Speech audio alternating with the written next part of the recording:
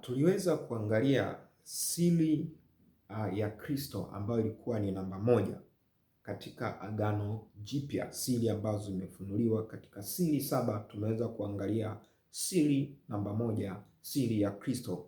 Tutaendelea na siri namba mbili. Siri namba mbili inasema siri ya ufalme wa Mungu, siri ya ufalme wa Mungu.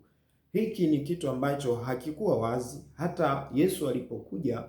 Kwa wale watu ambao walikuwa anawahubiria, walishangaa. Wengine anawafundisha kwa mifano, anawaeleza kwa mifano, kwa sababu ni kitu ambacho kilikuwa hakipo wazi wakati huo, na wachache waliweza kukitambua. Kwa hiyo hii siri ya ufalme wa Mungu, ukisoma Marko sura ya 4 mstari wa 11, Marko sura ya 4 mstari wa 11 inasema, ninyi mmepewa kujua siri ya ufalme wa Mungu, bali wale walio nje yote huwa kwa mifano, ninyi wale waliomwamini Kristo. Hao wanafunzi alikuwa anaongea nao kwamba ninyi mmepewa kuijua siri ya ufalme wa Mungu, lakini wale walio nje nanena nao kwa mifano, kwa mifano, ananena nao kwa mifano, kwa sababu hao watumishi wameweza kutambua hii siri kwamba ufalme wa Mungu umekwisha kuja.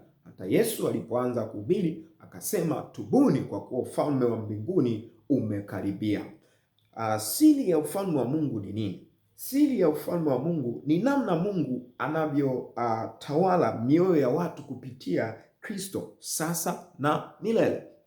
Ni namna ambayo Mungu anatawala mioyo ya watu, anatawala mioyo ya watu, mioyo ya watu kupitia Kristo sasa na milele. Sio kwamba anatawala duniani, anatawala. Hii siri ya ufalme wa Mungu kwamba Kristo anatawala kwenye nini? Mioyo yetu. Kwa anatawala mioyo yetu. Sio ufalme wa kisiasa huu au ufalme wa ufalme gani, hapa, bali ni ufalme wa rohoni. Tunazungumzia ufalme wa Mungu, ni ule ufalme wa rohoni. Ndivyo ukisoma hata Matendo sura ya 1 mstari wa 6, hawa watu walijua Yesu amekuja kwa ajili ya kuwapa ufalme wa duniani, au atakuwa mfalme. Hata Herode wale wakamsulubisha, wakaona kabisa kwamba huyu anataka kupindua nchi kwamba watu wanamkubali sana, kwa hiyo wakawa na hofu kwamba huyu anaweza akatupindua. Kumbe yeye alikuwa dili sana na mambo ya hapa duniani, lakini alikuwa na dili na mambo ya rohoni, kwamba kuitawala mioyo ya watu. Hata hao wanafunzi katika Matendo 1:6 walikuwa bado waje, wakasema Bwana, basi walipokutanika wakamuuliza wakisema, je, Bwana, wakati huu ndipo unapowarudishia Israeli ufalme? Yesu baada ya kufufuka sasa amekutana nao, wanamuuliza hilo swali, ni wakati ambao unawarudishia Israeli ufalme? Wakajua ni ufalme wapi? wa duniani kama wewe unavyojua, lakini ulikuwa ni ufalme wa katika ulimwengu wa roho, wa kutawala mioyo ya watu, ili Kristo atambulike kwa watu wote katika mioyo yao, si ndivyo? Kuitawala mioyo ya watu. Mambo muhimu ndani ya siri hii ni kwamba ufalme unaanza moyoni mwa mtu. Ufalme wa Mungu, mambo muhimu katika ufalme unaanza moyoni mwa mtu, mioyoni mwa watu. Kwa ufalme wa Mungu unaanza moyoni mwa mtu. Luka 17 mstari wa 21 inaelezea vizuri, ufalme wa Mungu umo ndani yenu. Unajua watu wakasema, kwa hiyo ufalme wa Mungu uko wapi? Ufalme wa Mungu upo ndani yetu, unakaa ndani yetu, unaanza mioyoni mwetu. Anasema tubuni, kwa kuwa ufalme wa Mungu umekaribia. Unaponyenyekea, unatubu, unasikia sauti ya Mungu, maanake unamkaribisha Mungu awe mfalme, mtawala katika maisha yako, mtawala kwenye moyo wako. Kwa unaanza ndani yetu, upo ndani yetu. Sio kwamba wakuchunguza labda utakuwa unatokea sehemu fulani, hapana, upo ndani yetu. Ufalme wa nani? Ufalme wa Mungu. Kingine cha muhimu katika ufalme wa Mungu, katika hii siri, ni kwamba ufalme hauonekani kwa macho, bali kwa matunda. Ufalme hauonekani kwa macho, bali kwa matunda. kwamba tuone ule ndio ufalme wa Mungu. Ule hapana, kwa sababu umo ndani yetu na hauonekani kwa macho haya tunayoyaona, lakini unaonekana kwa matunda. Warumi 14 mstari wa 17. Warumi 14 mstari wa 17 nayo inasema, ufalme wa Mungu si kula na kunywa, bali ni haki, amani na furaha katika Roho Mtakatifu. Unaonekana kupitia matunda. Tutajuaje huyu mtu ana ufalme wa Mungu upo ndani yake, amempokea Mungu, Mungu anatawala moyo wake? Cha kwanza, ufalme wa Mungu matunda yake ni haki. Haki, unapotenda haki kwa watu, si ndivyo? Manake tunajua huyu ana ufalme wa Mungu upo ndani yake. Lakini kuna amani, si ndivyo? Watu wanapoishi kwa amani, mnaishi na amani na wale wanaokuzunguka. Manake ufalme wa Mungu upo ndani yako. Lakini kingine anasema furaha katika Roho Mtakatifu. Wakati unafurahi katika Roho Mtakatifu, tunatambua ya kwamba ufalme wa Mungu upo ndani ya hawa watu, si ndivyo? Ufalme hukua hatua kwa hatua. Kitu muhimu kwamba ufalme wa Mungu unakuwa hatua nyingine, si ndivyo? Haudumai. Huu ufalme wa Mungu unakuwa hatua moja hadi nyingine. Akafananisha kama mbegu ya haradali. Marko sura ya 4 mstari wa 30 na 32, nitasoma kwa faida yako. Akasema, tuulinganishe na nini ufalme wa Mungu? Tuulinganishe na nini ufalme wa Mungu? Au tuutie katika mfano gani? Ni kama punje ya haradali ambayo ipandwapo katika nchi, ingawa ni ndogo kuliko mbegu zote zilizo katika nchi.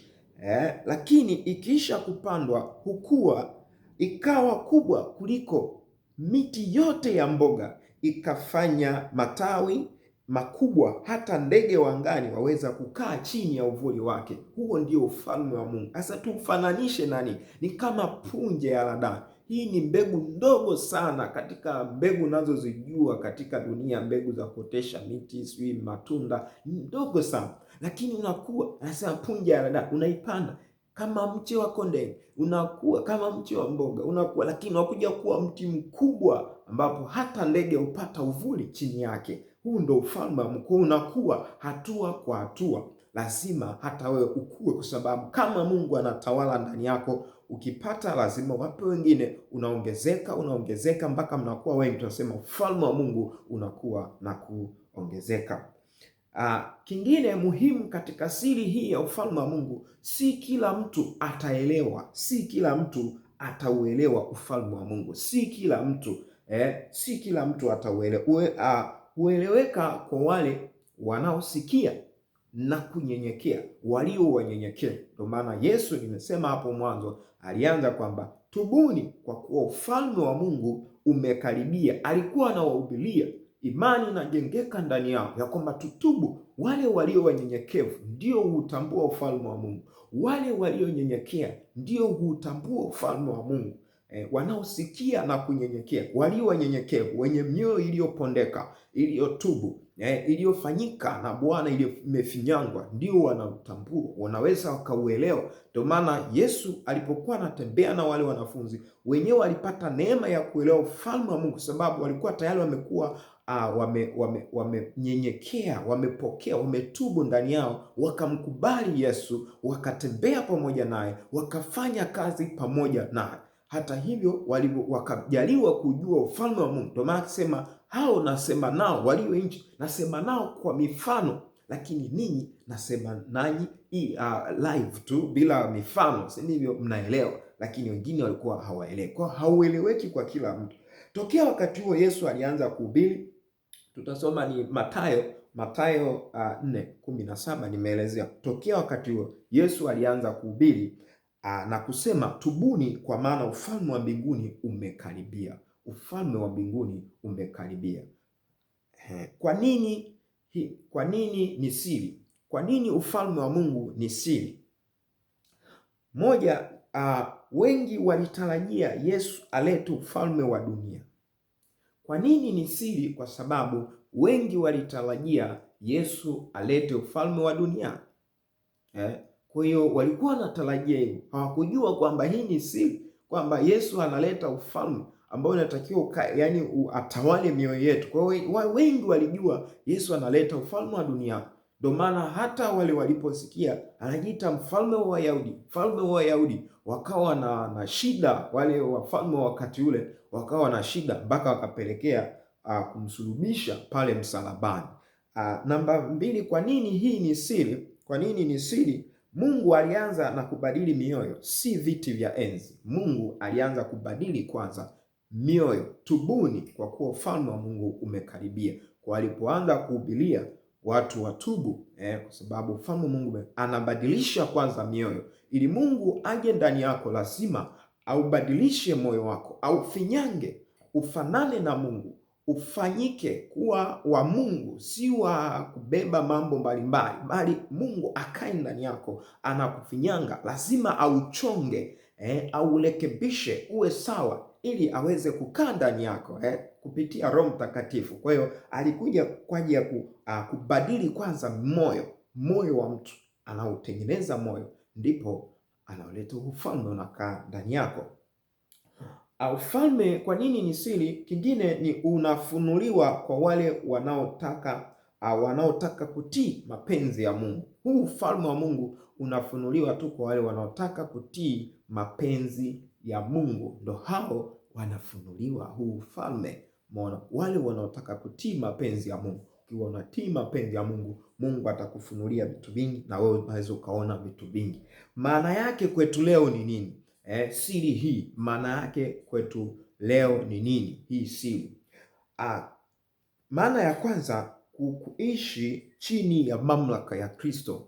Kuishi chini ya mamlaka ya Kristo, kwamba Kristo atawale katika maisha yako. Kuishi chini ya mamlaka ya Kristo. Ndio maana sema ufalme, Mungu amekuja kutawala kwanza mioyo yetu. Kwa unakuwa unaishi, unaongozwa na Kristo. Yesu anatawala. Yesu anatawala. Hata sasa Yesu anatawala kwenye mioyo yetu, anatawala, akitawala kwenye mioyo yetu, hata huku nje anakuja anatawala. Kila kitu sasa kinakuwa katika utawala wake. Maana yake namba 2, kuonyesha tabia za ufalme. Ili kuonesha tabia za ufalme. Tabia za ufalme ni mojawapo ni upendo, haki na unyenyekevu na amani. Kwa hiyo upendo, haki, unyenyekevu na amani, hizo ni tabia za ufalme huu wa Mungu. Sio ufalme huu wa duniani unakuwa na mambo mengi ya ujanja. Lakini huu ufalme unakuwa na upendo, haki, amani na unyenyekevu.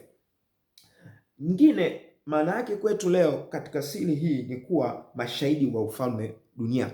Kuwa mashahidi wa ufalme hapa duniani. Lazima sisi tuwe mashahidi kwamba kama mmepokea hiyo siri ya ufalme wa Mungu, mmepata kuzijua siri za ufalme wa Mungu, lazima tuambie hata wengine waweze kupata, waweze kutambua hiyo siri, waweze kuhubiriwa kuwa na upendo, kuwa na amani, kuwa na haki, kuwa na unyenyekevu ndani yao, waipate hisi kwamba ufalme wa Mungu upo ndani yetu. Lazima mioyo yetu ibadilishwe. Yesu atawale mioyo yetu, apewe nafasi katika mioyo yetu ili aweze kuitawala.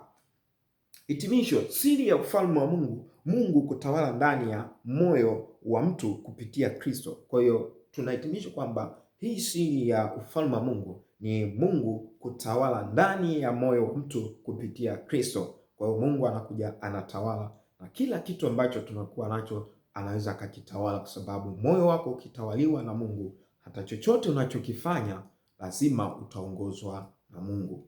Mungu akubariki sana kwa kusikiliza siri hii namba 2 ya ufalme wa Mungu.